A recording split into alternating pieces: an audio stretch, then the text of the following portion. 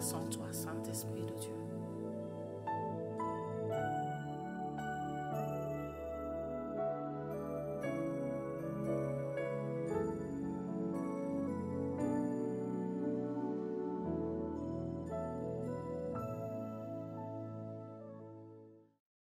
Acte 11, versets 19 à 26. Ceux qui avaient été dispersés par la persécution survenue à propos d'Étienne allèrent jusqu'en Phénicie, dans l'île de Chypre et à Antioche, annonçant la parole seulement aux Juifs. Il y eut cependant parmi eux quelques hommes de Chypre et de Cyrène qui, étant venus d'Antioche, s'adressèrent aussi aux Grecs et leur annoncèrent la bonne nouvelle du Seigneur Jésus. La main du Seigneur était avec eux et un grand nombre de personnes crurent et se convertirent au Seigneur. Le bruit en parvint aux oreilles des membres de l'église de Jérusalem. Et ils envoyèrent Barnabas jusqu'à Antioche. Lorsqu'il fut arrivé et qu'il eut vu la grâce de Dieu, il s'en réjouit et il les exhorta tous à rester d'un cœur ferme, attachés au Seigneur. Car c'était un homme de bien, plein d'Esprit Saint et de foi. Une foule assez nombreuse se joignit au Seigneur. Barnabas se rendit ensuite à Tars pour chercher Saul. Et l'ayant trouvé, il l'amena à Antioche. Pendant toute une année, ils se réunirent aux assemblées de l'église et ils enseignèrent beaucoup de personnes. Ce fut à Antioche que pour la première fois, les disciples furent appelés chrétiens. Ils étaient identifiés par rapport à leur manière de vivre qui correspondait à Jésus, comme Jésus, parce qu'ils étaient avisés que la vie ne se limite pas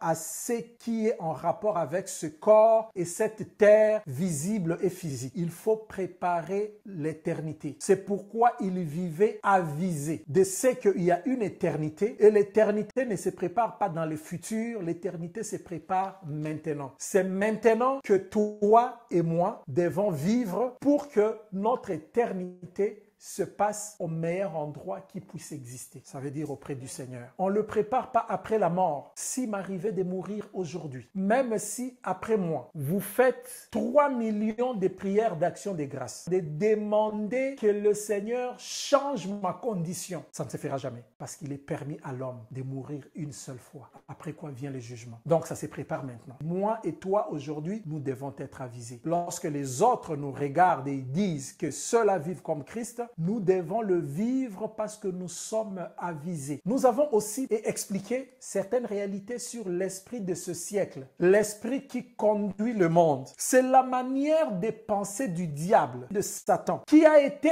inculquée à l'homme et transmise après de génération en génération. Les gens après ont considéré que c'est ça qui est, comme on dit, naturel. Alors, naturellement, les hommes agissent comme ça. C'est comme ça qu'on doit faire. Mais c'est juste parce que c'est transmis. Et les générations après ne peuvent pas les comprendre pourquoi nous agissons comme ça. Pourquoi nous sommes incapables de faire du bien alors que le mal, nous le faisons sans effort. La majorité des parents n'ont jamais appris à leurs enfants de mentir. Tu vois, maintenant là, tu dois commencer à mentir comme ça, à injurier les gens de cette manière. Apprends à être violent. Et pourtant, ces adultes-là disent aux enfants, il faut savoir demander, dire pardon, s'excuser, mais pas être violent. Comment être gentil? Mais comment quelque chose qui n'est pas enseigné? C'est ce que les enfants font. Et les gens vont dire naturellement, non, c'est l'esprit de ce siècle. Vous avez maintenant compris que ça vient de loin. Une fois que le diable a parlé à Ève et lui a inculqué cet esprit, cette manière de penser, et l'homme a pris ces raisonnements-là. L'arbre qui était défendu, le fruit que Ève et Adam voyaient jusque-là comme défendu, Ève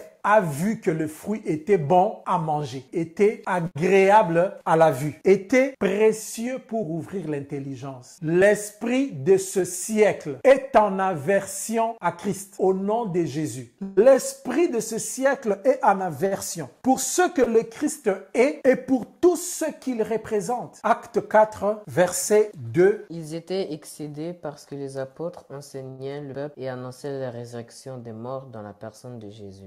Ils étaient mécontents juste parce qu'ils enseignaient au peuple et annonçaient la résurrection en la personne de Jésus. Pas pour autre chose. Le verset 7. Ils firent comparaître Pierre et Jean au milieu d'eux et leur demandèrent par quelle puissance ou quel nom avez-vous fait cela? Ils ne sont même pas allés à douter que quelque chose s'est fait. Parce que plus loin, ils le disent, nous ne pouvons pas nier qu'un miracle s'est fait. Mais leur problème, ce n'est pas cela. Leur problème, c'est par quel pouvoir et au nom de qui avez-vous fait cela? Et dès que Pierre va leur dire, c'est par le nom de Jésus-Christ de Nazareth, au verset 10, et leur dire au verset 12, il n'y a de salut en aucun autre, car il n'y a sous le ciel aucun autre nom parmi les hommes qui ait été donné, par lesquels nous devions être sauvés. Vous allez voir, le verset 17 termine en disant, mais afin que la chose ne se répande pas davantage parmi les peuples, défendons-leur avec menace de parler désormais à qui que ce soit en ces noms-là. L'esprit de ce siècle est en aversion à Christ et à tout ce que le Christ représente.